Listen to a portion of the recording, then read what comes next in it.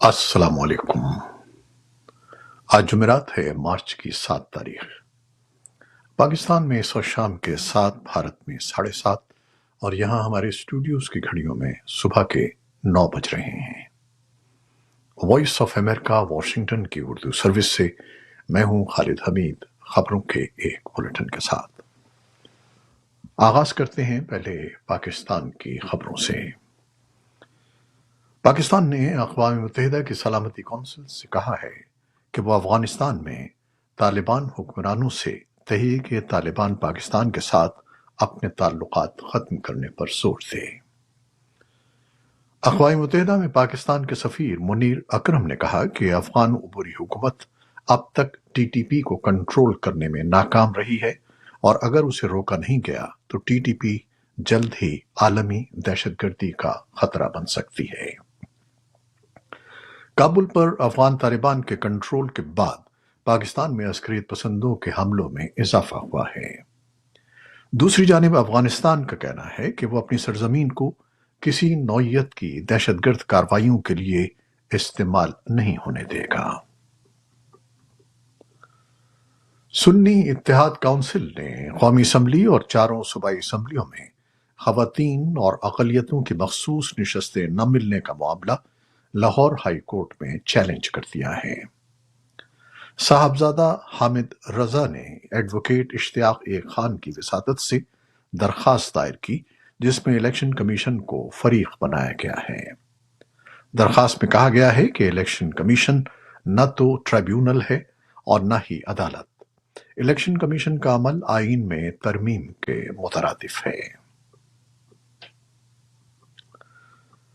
Peshawar high court کے larger bench نے قومی اسمبلی میں مخصوص نشستوں پر ایک روز قبل دیے گئے حکم امتناعی میں 13 مارچ تک توسیع کر دی ہے۔ 5 ججز پر مشتمل بینچ نے یہ فیصلہ اٹارنی جنرل کی عدم موجودگی کی بنیاد پر سنایا۔ ایڈیشنل اٹارنی جنرل نے مخصوص نشستوں کے معاملے پر عدالت سے مزید مہلت دینے کی استدعا کی تھی اور کہا تھا کہ کیس کی تیاری کے لیے بھی وقت چاہیے۔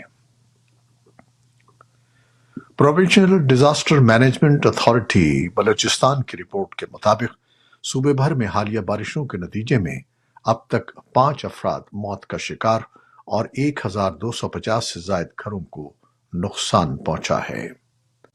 رپورٹ کے مطابق گوادر، کیچ اور خاران میں بارشوں سے ہونے والے نقصانات کا سروے اور متاثرہ علاقوں میں ریلیف آپریشن جاری ہے۔ بھارتی وزیر اعظم نریندر مودی نے سری نگر میں جمعرات کو عوامی اجتماع سے خطاب کرتے ہوئے اپنا یہ دعویٰ دہرایا کہ آئین ہند کی جموں و کشمیر کی تعمیر و ترقی کی راہ میں سب سے بڑی دفعہ 370 انصاف کی راہ میں رکاوٹ تھی، اور اب یہ علاقہ تیزی سے ترقی کر رہا ہے۔ بھارتی وزیر اعظم نے کہا کہ رمضان کا مقدس مہینہ اگلے چند روز میں شروع ہونے والا ہے، اور وہ کشمیر کی سرزمین سے اس موقع پر ملک کے عوام بالخصوص مسلمانوں کو پیغام تہنیت بھیج رہے ہیں۔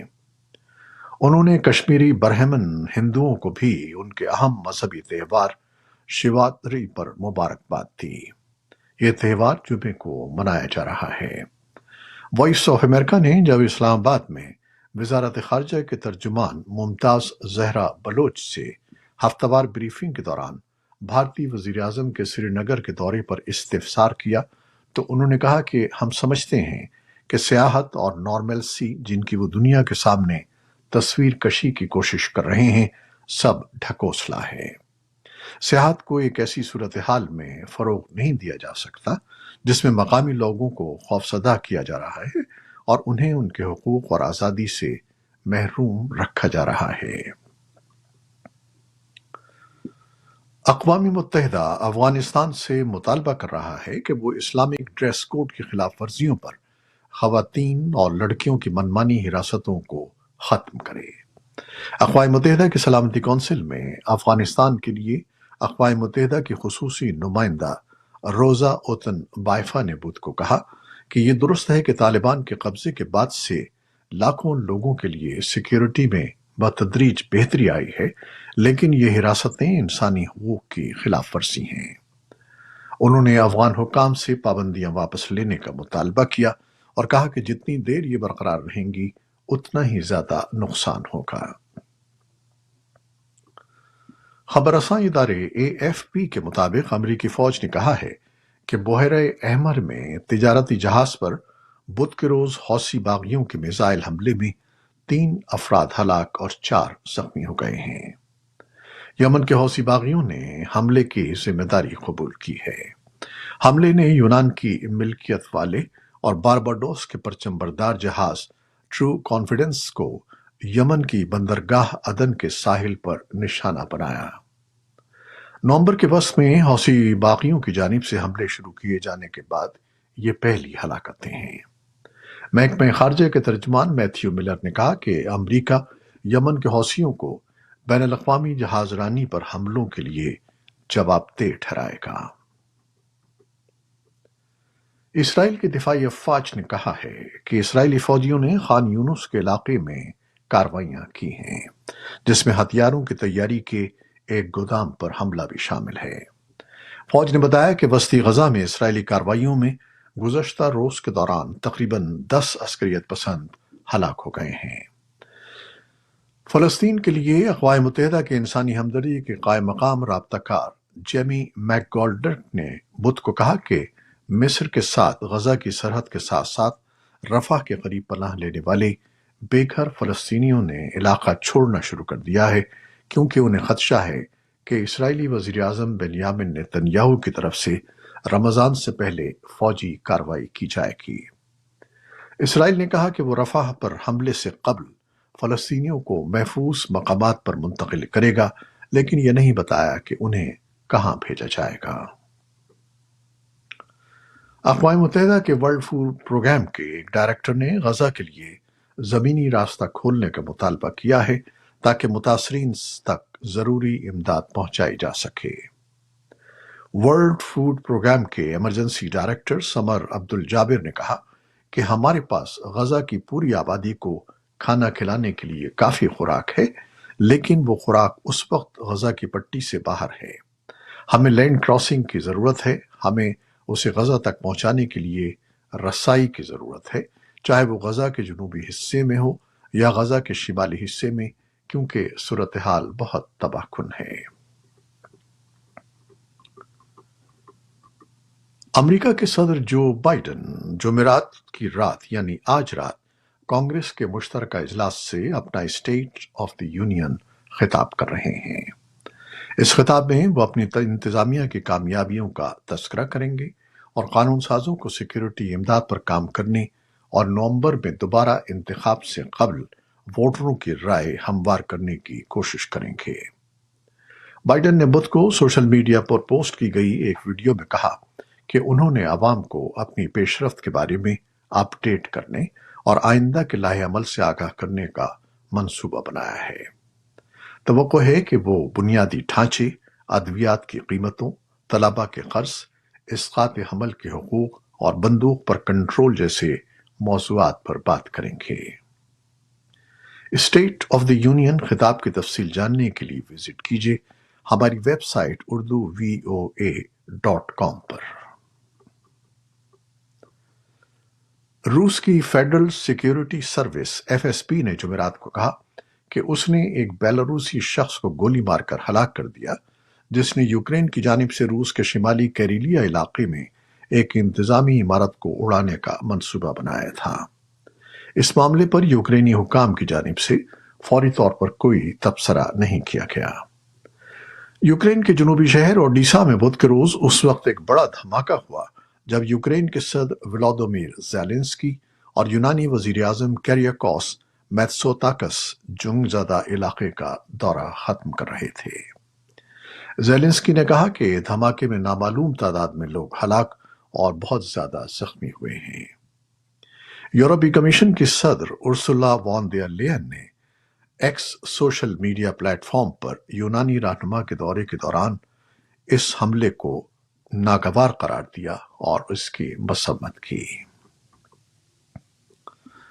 یورپی یونین کے قانون سازوں نے جمعرات کو یوکرین کے خوراک پیدا کرنے والوں کو مزید 1 سال کے لیے یورپی یونین کی منڈیوں تک रसाई देने की मंजूरी दी है और पाबंदियां आयद करने वाली तरमीम की एक सीरीज को मुस्तरद कर दिया है।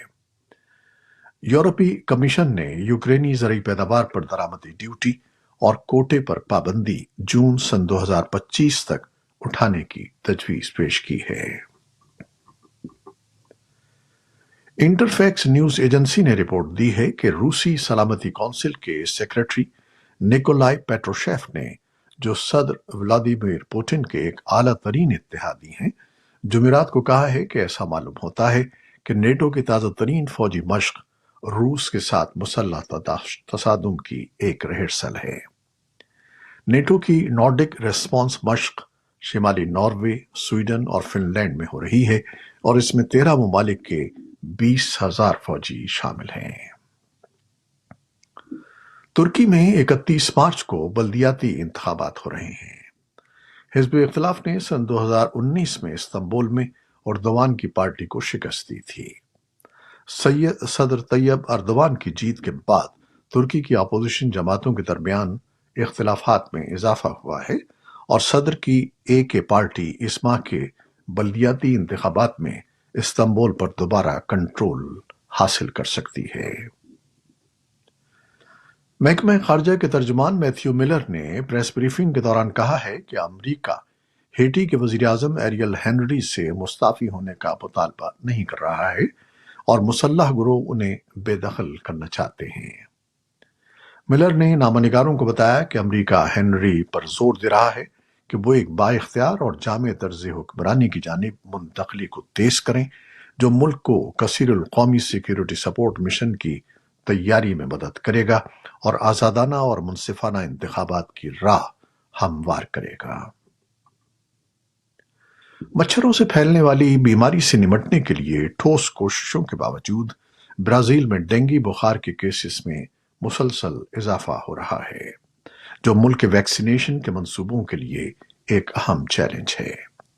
जनूबी अमेरिका की वजारत सेहत के मुताबिक ब्राजील में सन 2024 में डेंगू बुखार के 10 लाख केसेस हुए, जिनमें 214 अमवात की तस्दीक हुई है। ये थी वो खबरें जो फेसबुक लाइव पर हमने आपके लिए पेश की। हमारी वेबसाइट, यूट्यूब और पॉडकास्ट पर यह बुलेटिन आपके लिए पोस्ट कर दिया जाता है। आप हमारे बुलेटिन को शेयर करते हैं और अपने कमेंट्स में अपनी मोहब्बतों और दुआओं का इजहार करते हैं, जिसके लिए हम आपके फर्दन फर्दन मशकूर हैं। अपनी इन काविशों को जारी रखिएगा। न्यूज़ प्रोड्यूसर आयजा इरफान और न्यूज़ एडिटर बहजत जिलानी के साथ खालिद हमीद को अब इजाज़त दीजिएगा। अल्लाह हाफिज।